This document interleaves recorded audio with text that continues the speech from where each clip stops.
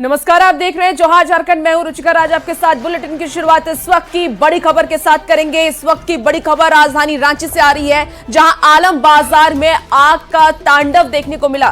कपड़े की दुकान में भीषण आग लग गई है। सूचना मिलते ही दमकल की गाड़ी मौके पर पहुंची और ग्राउंड फ्लोर पर रखा सारा सामान जलकर खाक हो गया। पहली मंजिल पर एक शख्स फंसा हुआ है। कड़ी मशक्कत के बाद शख्स को वहां से रेस्क्यू उसका कर लिया गया है। वजह शॉर्ट सर्किट बताई जा रही है। बड़ी खबर आपको बता रहे हैं, जहां आग का तांडव देखने को मिला है। बता दें कि रांची में यह आग का तांडव देखने को मिला। कपड़े की दुकान में भीषण आग लग गई है। एक्सक्लूसिव तस्वीर भी आपको इस वक्त टीवी स्क्रीन पर दिखा रहे हैं। देखिए किस तरीके से यह आग लगी और उसके बाद अब फिलहाल आग बुझाई जा चुकी है, लेकिन धुआं अभी भी उठा हुआ है और कड़ी मशक्कत की जा रही है आग पर काबू पाने की। फायर ब्रिगेड की टीम को इस बात की जानकारी दी गई। फायर ब्रिगेड की टीम वहां पर पहुंची और फिर आग पर काबू पाया जा सका, लेकिन तस्वीरों के माध्यम से आप समझ पा रहे होंगे काफी नुकसान हुआ है, लाखों का नुकसान हुआ है। एक शख्स भी पहली मंजिल पर फंस गया था, जिसे रेस्क्यू करके निकाल लिया गया है। हालांकि उस वक्त जब आग लगी अफरा तफरी का माहौल था। फिलहाल जो वजह बताई जा रही है आग की, वो शॉर्ट सर्किट है। शॉर्ट सर्किट की वजह से आग लगी है। तो दो अलग अलग तस्वीरें हम आपको दिखा रहे हैं, जहां एक तस्वीर देखिए किस तरीके से आग बुझा ली गई है, लेकिन धुआं अभी भी उठा हुआ है और लगातार रेस्क्यू किया जा रहा है। अंदर और कोई फंसा ना हो, इसको लेकर के लगातार टीम वहां पर जुटी हुई है। और दूसरी तस्वीर जहां घायल शख्स को अस्पताल रेफर किया जा रहा है और देखिए किस तरीके से अफरा तफरी का माहौल है। वहां पर रेस्क्यू टीम इस वक्त मौजूद है और तमाम जो सामान है उसे भी निकालने की कोशिश की जा रही है। सुबह में सबको सोए हुए थे, अचानक शॉर्ट सर्किट हुआ है और उसी से आग लगा है।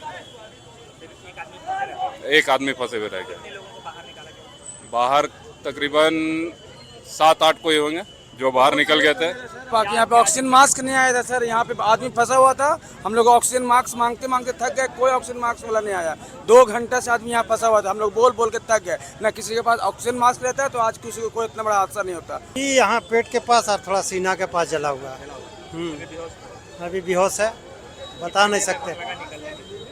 रांची में आग की भयावह तस्वीर निकलकर सामने आई है, जहां आज अहले सुबह जो आलम गारमेंट्स एंड फर्नीचर था वहां आग लगा और उस आग में एक व्यक्ति करीबन 2 से ढाई घंटे तक फंसे रहे। उन्हें रेस्क्यू कर फिलहाल जो है वो उतारा गया है। एम्बुलेंस के माध्यम से उन्हें सदर अस्पताल ले जाने की कवायद जो है वो यहाँ पर तेज की गई है। अगर हम इस पूरे घटना को आप बताएं तो करीबन 7 बजे सुबह शॉर्ट सर्किट की वजह से आग लगी थी, जिसके बाद की करीबन 7 से 8 लोग घर के अंदर फंसे हुए थे, जिनमें से 6 लोग जो हैं वो बाहर निकल गए थे, लेकिन एक व्यक्ति जो है वो करीबन 2 से ढाई घंटे तक इसी दूसरे माले पर फंसा रहा। फायर ब्रिगेड की टीम और स्थानीय लोगों ने रेस्क्यू कर उन्हें बाहर किया है। घर के पिछले माले से जो दीवार है उसे तोड़कर उन्हें बाहर किया गया है, जिस दौरान बाहर करने के दौरान भी एक छत यानी कि एडवेस्टर के छत से उन्हें नीचे करने का प्रयास किया जा रहा था, जहां करीबन 1 दर्जन लोग एडवेस्टर पर खड़े थे और उस दौरान एडवेस्टर भी टूटता है और करीबन 1 दर्जन लोग एडवेस्टर से नीचे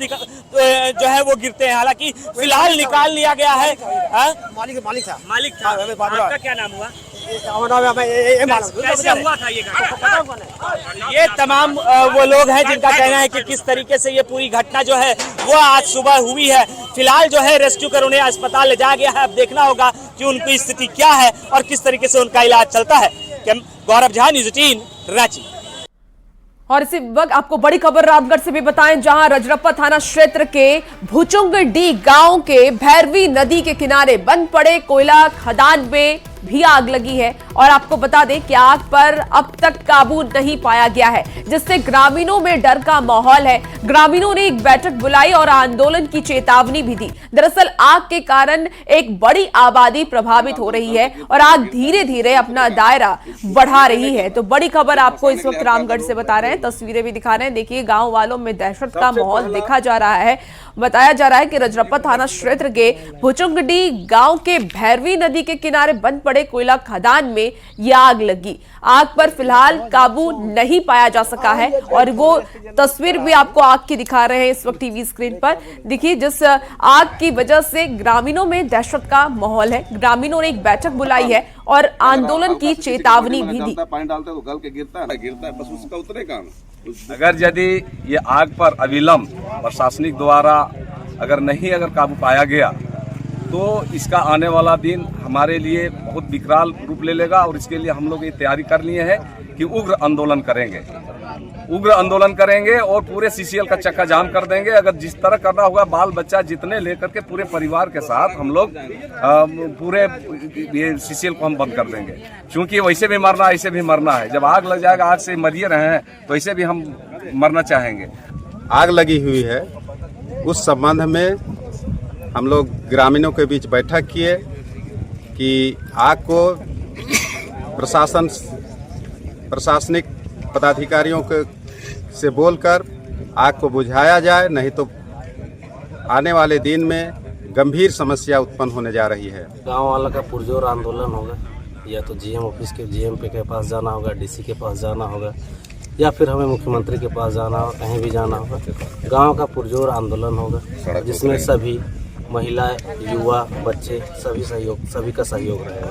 ये कहना चाह रहे हैं कि सारे ग्रामीण मिल करके हम लोग एक निर्णय लिए कि आग को कैसे काबू किया जाए, और हम लोग को ज़रूरत पड़े तो झारखंड सरकार से भी हम लोग मांग करेंगे कि हमारा गांव को बचाया जाए, और आपका जो जिस तरह से हो ये इसको आग को काबू किया जाए, और आने वाला दिन में हम लोग का भविष्य अच्छे से चले।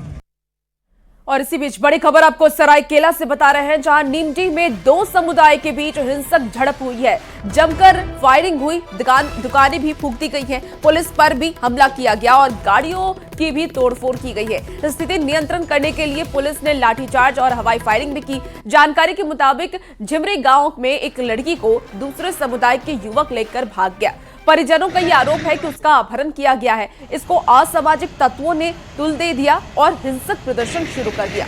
मामले को शांत कराने पहुंची पुलिस पर भी हमला कर दिया गया है। हालात बिगड़ता देख डीसी एसपी मौके पर पहुंची और स्थिति को नियंत्रण में किया। फिलहाल स्थिति नियंत्रण में है। ये दो तस्वीरें मैं आपको दिखा रहे हैं, सरायकेला की ये तस्वीर, जहां पर देखिए नीमडी में दो समुदाय के बीच हिंसक झड़प हुई है और वजह बताई जा रही है प्रेम प्रसंग। एक युवक ने युवती को लेकर के वो भाग गया है और फिलहाल परिवार वालों का ये कहना है कि युवती का अपहरण हुआ है। सरायकेला जिले के नीमडी थाना क्षेत्र झिमरी गांव में जो है वो दो समुदाय आपस में भिड़ गए और उसके बाद देर रात तक दोनों के बीच बवाल चला। हालांकि इस घटना को लेकर जिले के उपायुक्त और एसएसपी ने मोर्चा संभाला और देर रात तक वहां पूरे मामले को शांत करवाया गया है। देख सकते हैं कि यही सरायकेला जिले के जो नीमडी थाना क्षेत्र में जो गाँव है, उसमें बता दूं कि एक समुदाय के युवक ने दूसरी समुदाय की युवती को लेकर घर से फरार हो गया। उसके बाद दोनों पक्ष के लोग एक दूसरे में भिड़ गए और विवाद लगातार बढ़ता गया। हालांकि इसी दौरान एक पक्ष के लोगों ने जो आरोपी युवक था उसके घर में आग लगा दी, साथ ही साथ 2-3 दुकानों में आग लगा दी, जिसके बाद मामला जो है वो तुल पकड़ लिया और उसके बाद दोनों पक्ष में जमकर पत्थरबाजी हुई और गोलीबारी भी हुई। हालांकि इस घटना पे सूचना मिलते ही पुलिस दल बल के साथ वहां पहुंची और बड़ी संख्या में पुलिस बल को तैनात किया गया, मगर मामला बिगड़ता देख पुलिस ने भी हवाई फायरिंग की, क्योंकि पुलिस के गाड़ियों पर भी पथराव हुआ, पुलिस पर भी पथराव हुआ, जिससे कई पुलिसकर्मी भी घायल हो गए हैं। हालांकि इस मामले को लेकर एसएसपी ने खुद मोर्चा संभाला। जिले के एसएसपी और डीसी ने तमाम देर रात तक गाँव में फ्लैग मार्च किया और लोगों से शांत रहने की अपील की है। साथ ही साथ जो सोशल मीडिया में किसी तरह अफवाह फैलाने पर पुलिस ने उसे साफ तौर पर चेतावनी देते हुए उस पर कड़ी कार्रवाई का निर्देश भी दिया है। मगर बता दूं कि अभी सरायकेला के नीमडी थाना क्षेत्र में जो ये गांव में घटना घटी है वो पूरी तरह से शांत कर लिया गया है। वहीं दूसरी तरफ जो लड़की को अपहरण करने का मामला शिकायत दर्ज हुआ, उस पर भी पुलिस कार्रवाई कर रही है। लड़का लड़की को दोनों की खोजबीन की जा रही है, मगर अभी फिलहाल पूरे तरह से मामले को शांत कर दिया गया है। इस घटना में एक घर समेत 2 दुकानें जली हुई है। साथ ही साथ पुलिसकर्मी के साथ गाँव के लोग भी कुछ घायल हुए हैं, क्योंकि लगातार कई ये घटना में देर रात तक पथराव और गोलीबारी भी हुई है, हवाई फायरिंग भी हुआ है। मगर अभी फिलहाल पूरी तरह से गांव में मामला शांत कर लिया गया है और लगातार पुलिस के जो वहां पर मुस्तैद जवान कर दिए गए हैं और फ्लैग मार्च किया जा रहा है और लोगों से शांत रहने की अपील की जा रही है। और जिला प्रशासन ने आश्वासन दिया है कि जल्द ही जल्द दोनों लड़के और लड़कियों को खोज लिया जाएगा।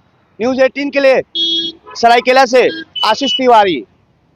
और हजारीबाग से आपको बड़ी खबर बताएं, जहां प्रभात हत्याकांड को लेकर के लोगों में आक्रोश देखने को मिला है। हत्या के विरोध में सड़क पर लोग उतर गए हैं। आरोपियों की गिरफ्तारी को लेकर के आंदोलन तेज है। आपको बता दें कि खिरगांव चौक से लेकर झंडा चौक तक ये आक्रोश रैली निकाला गया। सैकड़ों की संख्या में लोग आक्रोशित नजर आए और देखिए ये आक्रोश रैली की आपको तस्वीर दिखा रहे हैं। बता दें कि बीते दिन खिरगांव स्थित बाकर गली में संदिग्ध परिस्थिति में प्रभात का शव मिला था। परिजन जता रहे थे, इसकी हत्या की आशंका जता रहे थे और इसे लेकर के ही ये आक्रोश रैली निकाली गई थी वो नौकरी दिया जाए। यहाँ पर बराबर जो है कुछ ना कुछ घटना दुर्घटना होते रहती है, उसको लेकर के पुलिस पिकेट की व्यवस्था की जाए। इन्हीं सब मांगों को लेकर के हम लोग सड़क पर उतरे हैं। इन मांगों को पूरा किया जाए, नहीं तो आगे भी हम लोग आंदोलन करेंगे। हत्या हुआ है, बहुत ही निर्मम हत्या हुआ है और एक समझिए कि हिंदू समाज के लिए बहुत बड़ा आघात हुआ है और पूरे खिरगांव वासी के लिए असुरक्षित हम लोग महसूस कर रहे हैं। प्रशासन को भी जैसे कोई मैंने चिंता नहीं है।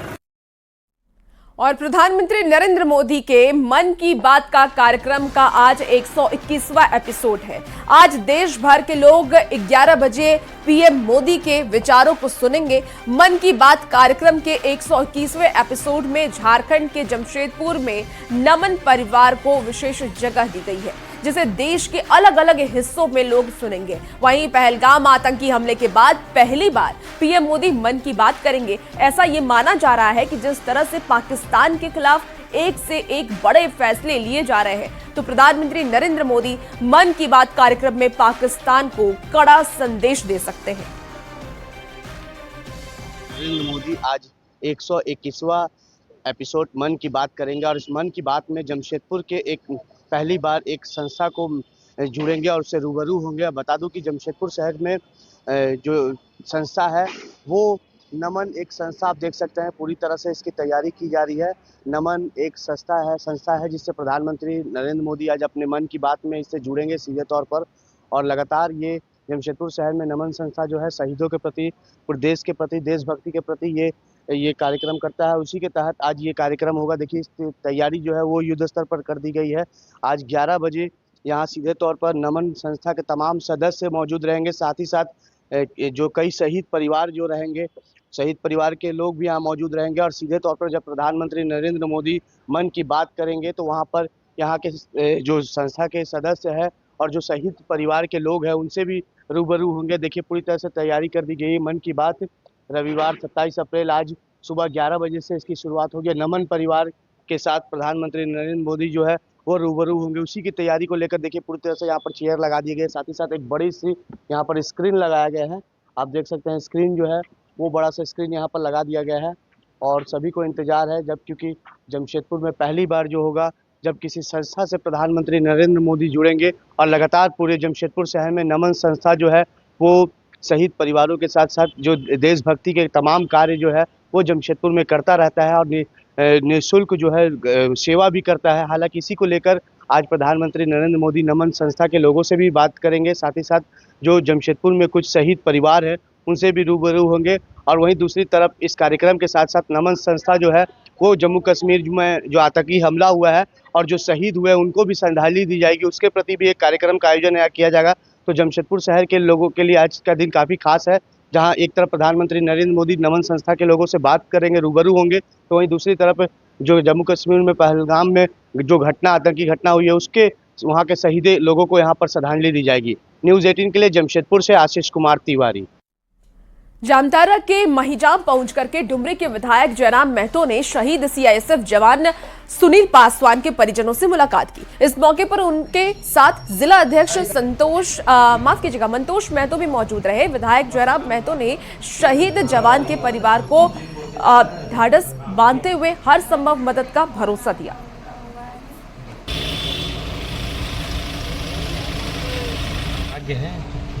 एक अमानवीय घटना कह सकते हैं। मानव का तो सोच ऐसा नहीं होना चाहिए कि मानव दूसरे मानव का केवल मजहब के आधार पर हत्या कर देना, ये कहीं ना कहीं अमानवीय कृत्य था। इसमें निसंदेह जो आतंकी संगठन है उनका मनोबल तो ज़रूर उस दिन काफ़ी बढ़ा हुआ था। और कहीं ना कहीं जब विषय जब आता है आतंक का तो केंद्र सरकार की रिस्पॉन्सिबिलिटी होती है। और हम लोग भी पूरे देशवासी ये मान रहे थे कि सरकार की 2-3 कार्यों के बाद संभवतः आतंक पर नियंत्रण लगा हो, लेकिन उसके बावजूद ये चूक कहीं ना कहीं संदेह उत्पन्न करती है कि आखिर सुरक्षा की स्थिति क्या है। दुमका पहुंचे नेता प्रतिपक्ष बाबूलाल मरांडी ने मुख्यमंत्री हेमंत सोरेन के विदेश दौरे पर निशाना साधा।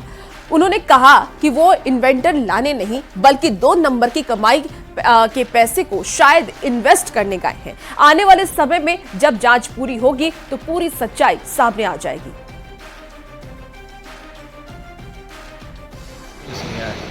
इस पे उस सारे देशों में क्या वहाँ से इन्वेस्ट होता है। मैं तो कहता हूँ कि भाई इन्वेस्टर लाने नहीं गए बल्कि यहाँ 2 नंबर की कमाई की पैसा को शायद वहाँ वो इन्वेस्ट करने गया हो। ये आने वाले कल जब जांच होगी तो पता चलेगा। और हमने एक सवाल किया था कि भाई सरकार बतानी चाहिए भाई हेमंत सोरेन के साथ कौन कौन लोग डेलीगेशन में गए और किस हैसियत से कौन लोग गए, ये उनको बतानी चाहिए जनता को, क्योंकि जनता। कारगिल जंग एक ऐसी गाथा जिसमें भारत माता के वीर सपूतों ने अपनी शौर्य और बलिदान की अहम कहानी लिखी।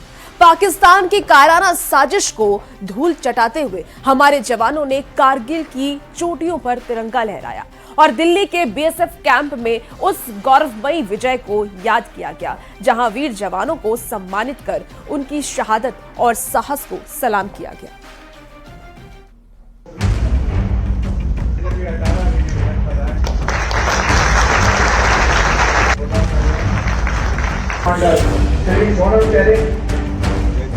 दिल्ली के बीएसएफ कैंप में शनिवार को गर्व का माहौल रहा।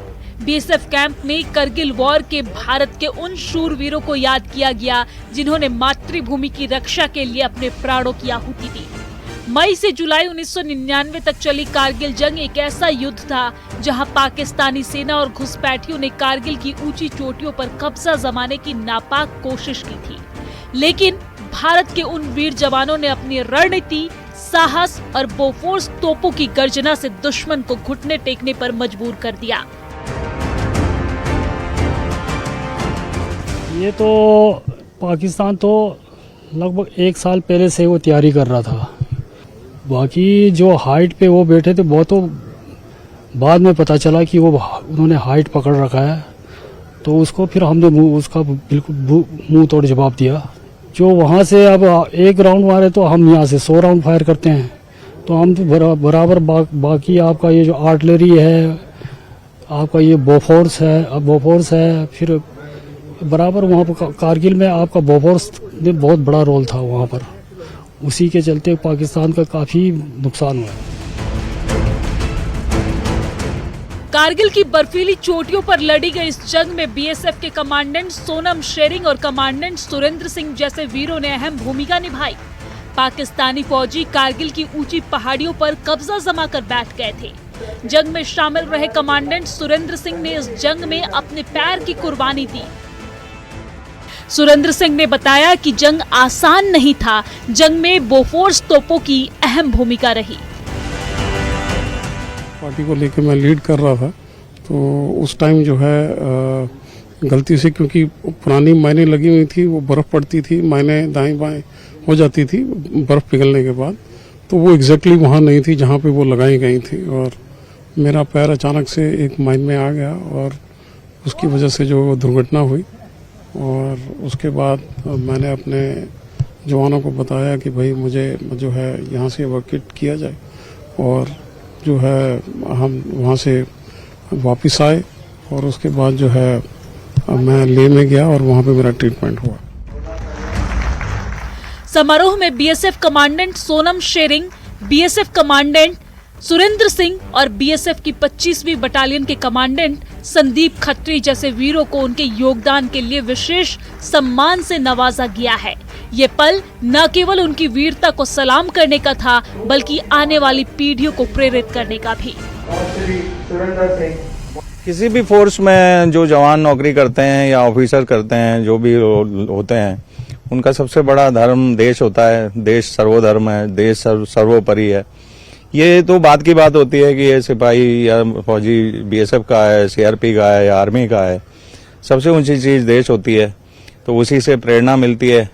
ये जो ऑपरेशंस हुए हैं कारगिल ऑपरेशन, जैसे कि ऑपरेशन विजय, इसमें कुछ गलतियां भी हो सकती हैं, लेकिन जिन बहादुरी का परिचय हमारे फौजियों ने दिया वो हमारे लोगों को प्रेरणा देते हैं।